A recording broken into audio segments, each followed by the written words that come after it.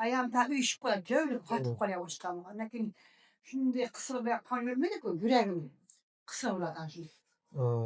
Kullanmayayım hep bile geçer. Ah. Kalsan değilsin hiç biter bu. Oyoqdagi kapilar qon tomirlarida dimlanish bo'lyapti, oyoqda qonlanish yaxshi bo'lmasa, yurak nagruzka tushadi. Kısır yaptı da. Qisadi. Kulübüne bildirmedin hiç. Başka bir yol da var mı bu? Kunimda bildirmaganini sababi o'sha kuni aytmadim. Yüremedi. Yurmaganizdagi qonlanish boshida 80% to'xtaydi. Birden şu an kamın Kuchayadi.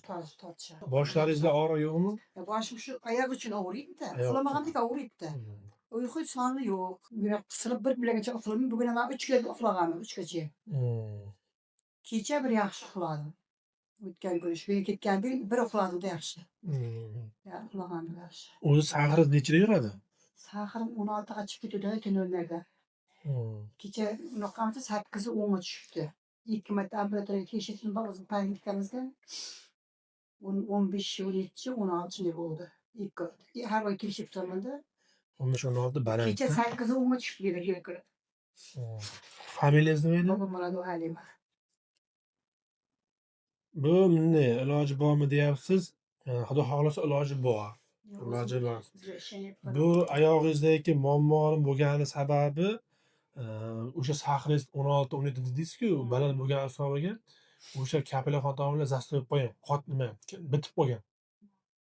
Qon oyoqqa kelyapti, qaytib chiqishi kerak-da tepaga. Ha, shu aylanmayapti. Aylanmaydi, bitib qolgan. Katta arteriya qon tomirlarda qonlanish yaxshi, kapilar qon tomirlarda qonlanish bitib qolgan. Ana shu sahirdiki. Endi uni asosida sahir masalan 8 normalda hozir. Sahringiz tushganmi? Sahirda nima ko'p aytgan, sahir o'zi muammo emas, uni olib kelayotgan asorati yo'qmi? Endi siz bilan hozir kurashishimiz kerak, asorat bilan kurashishimiz kerak. Nasib bo'lsa chiroyli lichini yozib beraman. Fizioterapiyalar muolajalar olasiz. Kundan-kun har kuni apot qilamiz, ko'ramiz, gaplashamiz. Hem hozir ko'rib qo'ydim kan kunda olganimizni hozir. Bunun kameraga da men shuni keldi.